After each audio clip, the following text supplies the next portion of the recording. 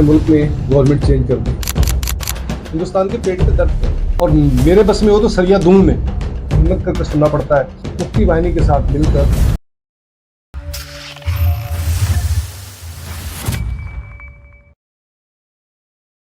अस्सलाम वालेकुम, मैं हूं वकार अहमद और आप देख रहे हैं विकी टॉक्स। आज हम बात करते हैं बांग्लादेश की जो स्टूडेंट की तहरीक थी। उनके जो स्टूडेंट थे ढाका यूनिवर्सिटी के स्टूडेंट, उन्होंने अपने मुल्क में गवर्नमेंट चेंज कर दी। हिंदुस्तान की जो इंडियन नवाज शेख हसीना वाजिद थी, उनको उन्होंने उतार फेंका। इसके ऊपर हिंदुस्तान में तो बहुत ज़्यादा परेशानी है, बहुत ज़्यादा रोना धोना मचा हुआ है। उनके YouTuber so called defence analyser जो हैं, जियो पॉलिटिक्स के जो माहिर हैं, वो बड़ा परेशान है। रोना धोना 1971 वाली कहानी जो है ना, उनको अब दोबारा से याद आ गई है कि वो 1971 में क्या हुआ क्या था। और मैं देखता रहता हूँ, मेरी आदत है यूट्यूब के ऊपर उनके जो सो कॉल्ड जियो पॉलिटिक्स के तज्जिया निगार हैं उनको देखना। तो वो उनके अब पेट में दर्द क्या है, हिंदुस्तान के पेट में दर्द क्या है। अब कल का उनका बांग्लादेश की एक अखबार है, उसमें उनके जो जमात इस्लामी है, उनके रहनुमा का एक बयान था कि हमें बांग्लादेश में शरिया निज़ाम चाहिए, शरीयत का निज़ाम चाहिए। ठीक है, अच्छी बात है, मुस्लिम मुल्क है, उसमें होना चाहिए। लेकिन हिंदुस्तान को बड़ी परेशानी है शरिया से। और वो यूट्यूबर इसके ऊपर उसने 30 मिनट जो है बकवास की। अपने पेट में जो उसका दर्द था ना, वो मरोड़ के इसी तरीके से ठीक ही नहीं हो रहा था। मैंने देखा, बड़ी हिम्मत करके सुनना पड़ता है ताकि ना मैं अपने दिल की भड़ास निकाल सकूँ। मुझे उसकी अब वो परसों तक जो था ना, उनके नज़र में हिंदुस्तान उनका दोस्त, हिंदुस्तान बांग्लादेश का बड़ा भाई था। इस बड़े भाई ने कतर में मुक्ति वाहिनी के साथ मिलकर उनको अब पाकिस्तान के जुल्म से आज़ादी दिलवाई थी। अब पाकिस्तान के जुल्म से कतर में उनको आज़ादी दिलवा दी थी, तो उसका मतलब ये हो गया था, इनको लगा था कि ये हमारा बगल बच्चा पैदा हो गया है, जब चाहेंगे उसका नाक मरोड़ देंगे, जब चाहेंगे। और इन्होंने किया भी। जो शेख मुजीब थे, वो शुरुआत से लेके अपनी मरने तक 5-6 साल वो जो रहे वहाँ पे, तो वो इंडियन नवाज प्रो इंडियन थे। प्रो इंडियन ऐसे कि वो रहे ही इनकी गोद में बैठे रहे। और ये इसीलिए हिंदुस्तान ने पाकिस्तान को 2 लख्त किया था। और ये कहते हैं, इनकी जो प्राइम मिनिस्टर थी इंदिरा गांधी, इन्होंने कहा भी था कि मैंने 2 कौमी नज़रिया खलीज बंगाल में डुबो दिया। और मुझे अब सुन के, उनके पेट के दर्द सुन के, मुझे बहैसियत पाकिस्तानी बड़ी खुशी होती है, मुझे बड़ी खुशी होती है, बड़ा मैं सुकून फील करता हूँ। हमें बांग्लादेश से, मुझे बांग्लादेश से क्या लेना देना, बहुत दूर है, हमारे साथ थे, अलहदा हो गए, मुसलमान मुल्क बन गया। अब जो है वो हिंदुस्तान की तकलीफ़ देख के बड़ी खुशी महसूस होती है कि चले, किसी तरफ से तो इंडिया को तकलीफ़ हुई और बड़ी तकलीफ़ हुई। अब जमात इस्लामी बांग्लादेश जो है वो चाह रही है कि जी हमें शरीयत का निज़ाम चाहिए, हमें उसके लिए कोशिश करनी चाहिए। तो एकदम से इंडिया को याद आ गया कि यहाँ पर तो हिंदू भी रहते हैं, 2 करोड़ हिंदू रहते हैं, और उनको जो है ना, वो एक इस्लामी मुल्क में नहीं होना चाहिए। 71 से लेके अब तक वो रह रहे थे वहाँ पे, ऑलमोस्ट 50-52 साल हो गए। अब आके उनको लगा कि नहीं भाई, ये तो बड़ा वो हो गया, जुल्म हो गया उनके साथ। वो यूट्यूबर कह रहा था कि अभी हम हिंदुस्तान हुकूमत को चाहिए कि हमें वहाँ पर लेके आए, इंडिया को चाहिए कि हिंदुओं को वापस लेके आए। और मुसलमान उनका शरिया को वो कह रहा था कि नहीं, ये सरिया है, इनको सरिया चाहिए, बांग्लादेशियों को सरिया चाहिए, और हिंदुस्तान को चाहिए इनके मुंह पे चमाट मारे। अब सुनिए ये क्या कह रहा है। और जो रेडिकल इस्लामिस्ट दलदल में बांग्लादेश इतने सालों से वो जा रहा था, राइट, वो फिसल फिसल के जा रहा था। मुझे लगता है अब वो बिल्कुल अंदर तक जा चुका है। एक स्टेटमेंट आया है, ये स्टेटमेंट मैं आपको पहले बताना चाहता हूं कि किसने स्टेटमेंट दिया, कौन सी तंजीम से उनका ताल्लुक है और उन्होंने बोला क्या है एग्जैक्टली। हिफाजत इस्लाम के वाइस प्रेसिडेंट मोहिउद्दीन रब्बानी, हिफाजत इस्लाम एक हार्डलाइन इस्लामिस्ट संगठन है, मोहिउद्दीन रब्बानी उसके वाइस प्रेसिडेंट हैं। उनका यह कहना है कि अगर बांग्लादेश चलेगा तो शरिया कानून से चलेगा। वरना बांग्लादेश चल ही नहीं सकता। कानून इतना खतरनाक है कि मैं इसको शरिया नहीं, मैं इसको सरिया बोलता हूं। बांग्लादेश विल इकोनॉमिकली कोलैप्स, अमन शांति से रहेंगे, है ना, और वहां पे मुसलमान और गैर मुसलमान हिंदू सब लोग अमन शांति से रहेंगे जब इस्लामिक कानून होगा। भाई साहब, अमन शांति हमने बांग्लादेश की देख ली, हमें माफ कर दो। कानून देख लिया जिसमें हिंदुओं के घर जला दिए, हिंदुओं को मार दिया, उनकी बच्चियों को रेप कर दिया, ये तुम्हारा बांग्लादेश का सेक्युलर कानून था, राइट। दोस्तों, इस्लामिक कानून के तहत कोई भी नॉन मुस्लिम हो, he is a second class citizen. सुना आपने। दूसरी चीज जो हमारे पाकिस्तानी सोशल मीडिया के दानश्वर हैं, उनको लगता है कि हमने बड़ा जो है ना वो पाकिस्तान में रह के बड़े मुजालम हो गए, इनके साथ जुल्म हो गया है। हिंदुस्तान हमारा पड़ोसी है और सेकुलर मुल्क है, बड़े वहाँ पे मुसलमानों के हकूक़ हैं। ये आप लोग जो रहते हैं वहाँ से उनसे पूछ लो, दूर के ढोल सुहाने होते हैं। अब सुने कि बांग्लादेश के बारे में क्या कह रहे हैं। कर क्या सकते हो? बिजली बंद कर देंगे ना तो शाम को 7 बजे के बाद अपना ऐसे हाथ नहीं देख पाओगे। तो थोड़ा सा सुर नीचे करके बात करा करो। मैंने बहुत बांग्लादेश को सपोर्ट कर लिया भैया अपने वीडियो में कि भाई हैं और भारत कोई बड़ा भाई नहीं है। तुम जैसा तो भाई बनने के लायक भी नहीं हो। सुना आपने। ये अब कह रहा है कि बांग्लादेश की बिजली जो है, बंगाली हमें धमकियां दे रहे हैं, हम जब चाहे उनकी बिजली बंद कर दें। अब आप देखें उनकी बिजली कट कर दे, रात को वो 7 बजे बैठे होंगे, नजर ही कुछ नहीं आ रहा होगा। ये क्या, इससे पता चला कि डिपेंडेंट था। बांग्लादेश हिंदुस्तान के ऊपर डिपेंडेंट है बिजली के लिए। मुझे नहीं पता था, ना मेरी इतनी रिसर्च थी। ये इसका सुन के मुझे अंदाजा हुआ, फिर मैंने जाके सोशल मीडिया के ऊपर इंडियन जो बांग्लादेश की इलेक्ट्रिक नीड्स हैं वो देखी, तो वो ज़्यादा जो है वो इंडिया पूरी कर रहा है, अपने मुल्क में बिजली बना के उनको दे रहा है। फिर बांग्लादेश की जो टेक्सटाइल इंडस्ट्री है वो चलती है, उसने बड़ा बूस्ट किया है वहाँ पर वो कपड़े की सनत उनकी बड़ी मजबूत है। तो वहाँ पर अब ये उनको, अभी आप देखिएगा, अगर वहाँ पे प्रो इंडियन गवर्नमेंट नहीं आती जो इंडिया की गोद में बैठे आके, तो ये उनकी बिजली बंद करेंगे, ये उनको तकलीफ देंगे। और आपको पता चलेगा कि किसी मुल्क के ऊपर, और खासकर हिंदू, मैंने कहा ना कि ये जो यूट्यूबर है ये हिंदू है, बस मेरी नज़र में हिंदू है। इसका फलसफा जो है वो कह रहा है कि मैं हिंदू हूँ और हमें हिंदुस्तान को एक हिंदू स्टेट बनानी है। वो सेकुलर स्टेट की बात ही नहीं करता। ये तो हमारे जो दानश्वर है सोशल मीडिया के, उनको बड़ा होता है। जो उनको लगता होगा, जिनको लगता है वो चले जाए, हमें ना कोई बताए। मैं जाती तौर पे कहता हूँ कि हमें कोई ना बताए। बहुत सारे हम पाकिस्तानी हैं जो हम पाकिस्तान में खुश हैं, हम पाकिस्तान में खुश हैं, हम रूखी सूखी खा के खुलेंगे। हमें वो चौपड़ी नहीं चाहिए हिंदुस्तान की जो साथ में 2 चपेड़े भी हमें मारे। तो ये जो है ना वो, अच्छा मैं बता रहा था कि वो शरिया निज़ाम बांग्लादेश की जमात इस्लामी क्लेम कह रही है कि हमें चाहिए शरीयत, हमारे मुल्क की, हमारा मुल्क जो है वो चलेगा शरिया निज़ाम के ऊपर।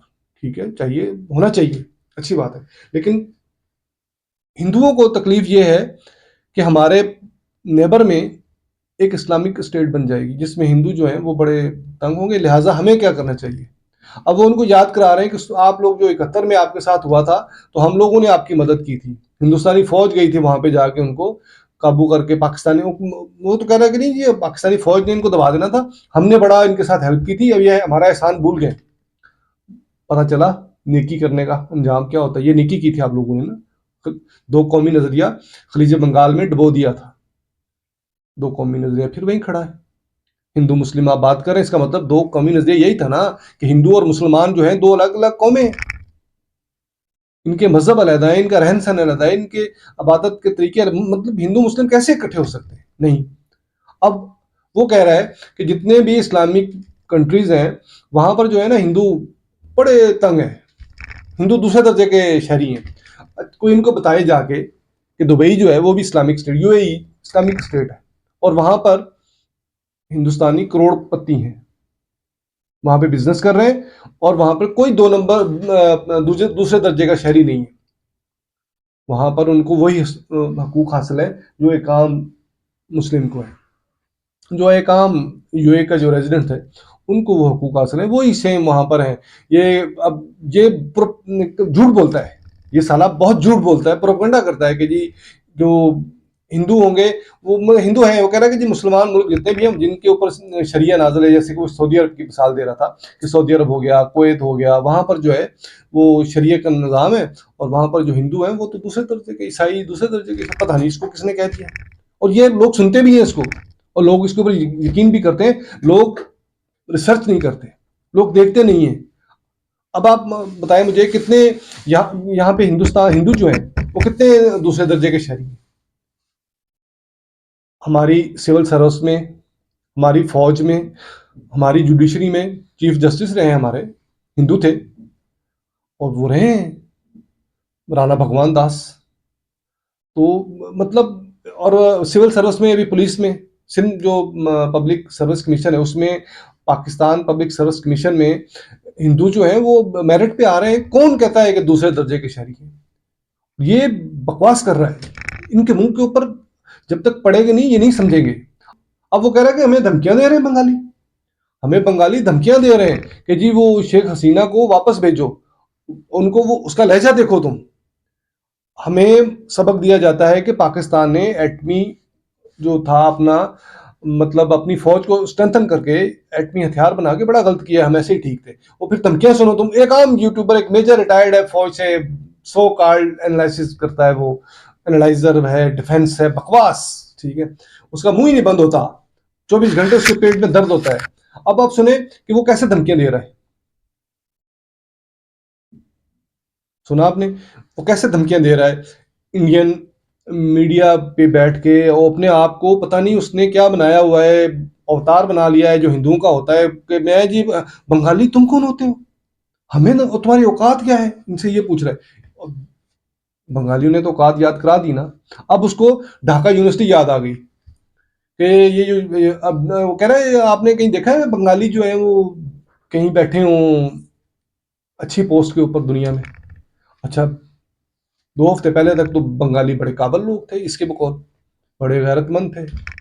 अभी वो एकदम से निकम्मे हो गए। कह रहा बंगाली जो स्टूडेंट है, ढाका यूनिवर्सिटी है, वो तो कह रहा है ही फजूल, उसमें तो कोई तालीम होती नहीं है, वहां से वो प्रोटेस्ट आता है, उनको प्रोटेस्ट करना है, बस उनको प्रोटेस्ट करना है, प्रोटेस्ट करना है, ये इसकी लैंग्वेज है। अच्छा, बंदा पूछे इससे पहले बंगाली जो थे, यही बंगाली थे जब 1971 में वहां पर वायलेशन हो रहे थे, तो तुम लोग ही कहते थे कि ढाका यूनिवर्सिटी जो है वो तो दुनिया की पहुंची हुई यूनिवर्सिटी है, और जो बंगालीज हैं वो बड़ी गैरतमंद कौम है, उन्होंने अपने हकूक की जंग लड़ी है, और हमारे मदद से, हिंदुस्तानी फौज की मदद से उन्होंने आज़ादी जीती, आज़ादी ली है पाकिस्तान की गासब फौज से। अब क्या हो गया, एकदम से खत्म, वो बंगाली जो है वो बिल्कुल हो गए, जाहिल हो गए, गंवार हो गए, उन्होंने लड़ना झगड़ना शुरू कर दिया। अब देखते रहो ना, अब पता चलेगा तुम्हें, तुम्हारे बराबर में एक और इस्लामिक मुल्क जो है वो अपने पाँव पे खड़ा है, और तुम्हें वो, तुम अब धमकियां दो उसको कि हम बिजली बंद कर देंगे, वो अपनी बना लेंगे। बंगाली अब तुम्हें देंगे ना, तुम्हारे पेट में जो दर्द हो रहा है वो इस चीज़ का नहीं हो रहा कि वहां से शेख हसीना को उन्होंने उठा के फेंका है, तुम्हें दर्द बड़ा हो रहा है। इसके बाद वहां पर जो होगा, अभी तुम्हें लग रहा है कि जी जो बंगाली हैं वो रैपिस्ट हैं, वो रैप कर रहे हैं, तो ये तो पाक फौज करती थी, वहां पे तो है ही नहीं, अब तो पाकिस्तानी फौज है ही नहीं। अभी तो मुझे लग रहा है कि ये जो जमात इस्लामी है, अच्छा अब तुम्हारी एक वो जो थी एम्बेसडर, एक्स एम्बेसडर ढाका में, उसका तुम्हारे साथ एक पॉडकास्ट में था कि वहां पर जो है ना वो फौज के अंदर भी जमात इस्लामी है। और भी फिर समझो, मानो मानो ना इस चीज को कि जमात इस्लामी वहां पे पेनिट्रेट कर गई है, और तुम लोग कुछ नहीं कर सके। तुम लोग कुछ करते, तुम लोग अपनी जो तुम्हारा जियो पॉलिटिक्स जिसको तुम कहते हो, तुमने बांग्लादेश में वहां पर एक मखसूस गिरोह को प्रमोट किया, इसका मतलब है वहां पर सब कुछ करने के बाद भी जो है वो प्रो इस्लामी आ गए, जमात इस्लामी वाले आ गए। अब तुम लोग कह रहे हो कि जी जमात इस्लामी दहशतगर्द है, वहां पे अलकायदा आ जाएगी। अब अलकायदा भी हो गई लिंक उनके साथ, और जी तुम सब थे वहां पे, तुम्हारी वहां पे इतनी ज्यादा इन्वॉल्वमेंट थी, तुम्हारी फौज की, तुम्हारी एजेंसियों की, तुमने बॉर्डर खुला हुआ था वहां पर, जब जहाँ पे तुम हिंदू जाते थे, कारोबार करते थे, वहां पे तुम्हारा वीजा बड़ा आसान था, तो अब करो ना, अब भुगतो जरा। अभी तो हुआ ही नहीं है, अभी तो सिर्फ और सिर्फ गवर्नमेंट चेंज हुई है, अभी तो वहां पे बंगालियों ने कुछ किया ही नहीं है, और तुम लोग जो है वो रोना धोना तुम्हारा। Jamaat Islami understands the language of the boot. मैं आपको बता रहा हूं, ये प्यार मोहब्बत नहीं, जमात इस्लामी को शरिया नहीं, इनको चाहिए सरिया। तो मिर्जा फरमा रहे हैं कि करें नाफज शरिया का कानून, जिसको ये सरिया कह रहा है। हम मान लेते हैं सरिया, बिल्कुल सरिया, तुम लोगों के लिए चाहिए सरिया, और मेरे बस में हो तो सरिया दूं मैं। ये कह रहा है सरिया, ये शरिया नहीं है, ये सरिया है, सरिया लोहे वाला सरिया। ओके, इट्स फाइन, चाहिए सरिया। अब कह रहा है कि जब बांग्लादेश शरिया नाफिज करेगा तो उसके बाद होगा क्या, कि जो उसकी वर्क पावर है, मेन पावर है उसकी, वो बहुत ज़्यादा जो है वहाँ पे खातून जो है, औरतें जो है वो काम करती हैं। और जब शरीयत नाफज हो गई तो उसके बाद ये कहाँ निकलने देंगे। शरीयत में ये लिखा होता है कि भाई औरतें जो होंगी वो घर में रहेंगी। ओ भाई, तुम्हें पता ही नहीं, तुम्हें डेफिनेशन पता है शरीयत की? तुम्हारे नज़दीक डेफिनेशन ये है शरीयत की कि औरतें घर पे रहेंगी, हिंदू वहाँ पे मार दिए जाएंगे, और मुसलमान कलमा पढ़ के तलवारें लेके, फिर तुम्हारे नज़दीक शरीयत की डेफिनेशन ये होगी। लेकिन ऐसा है नहीं।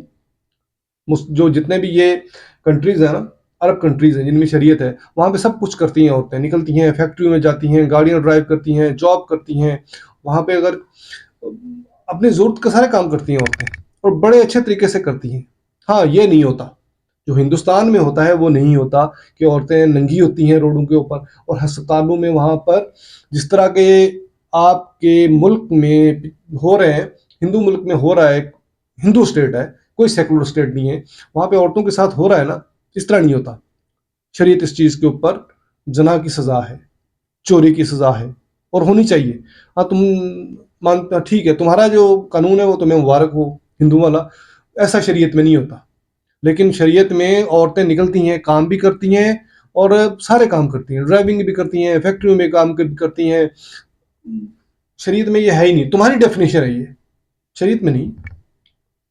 पता चलेगा तुम्हें कि औरतें ये काम नहीं करती। एक disproportionate number of women work in Bangladesh factories. Women workforce बहुत तगड़ी है। आपको क्या लगता है शरिया नाफिज करने के बाद कौन जाएगा फैक्ट्रियों में? सारी की सारी घर के अंदर बुर्का पहन के। They will not allow anybody to step outside. बिना महरम के आप निकल ही नहीं सकते। यह इस्लामी कानून के खिलाफ है। Without a male guardian with you, who is a blood relative oblique husband और somebody very very close in the family, आप नहीं जा सकते घर के बाहर, अगर आप मानते हैं तो। राइट?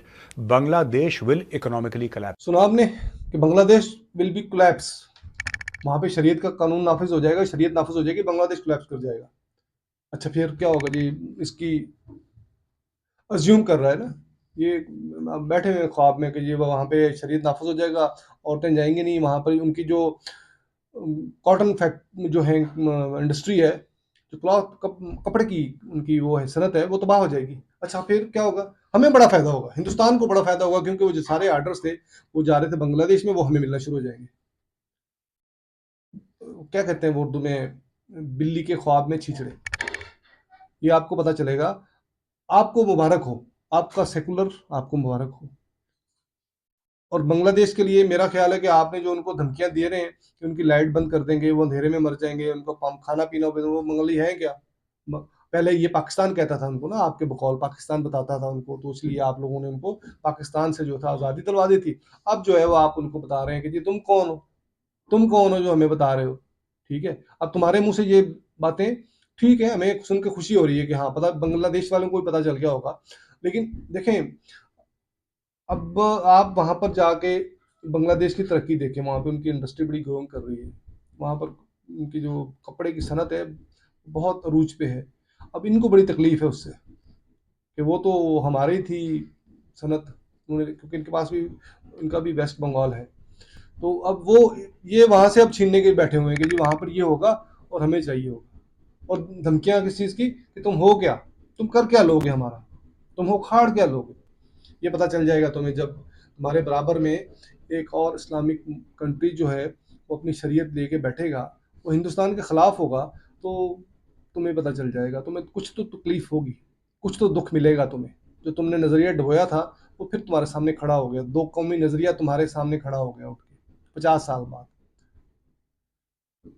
तो दोस्तों, अपने मुल्क के बारे में अच्छा सोचें, अच्छा करें, जो आपके बस में है अच्छा करें। अल्लाह ताला हम सबका हमें नासब हो।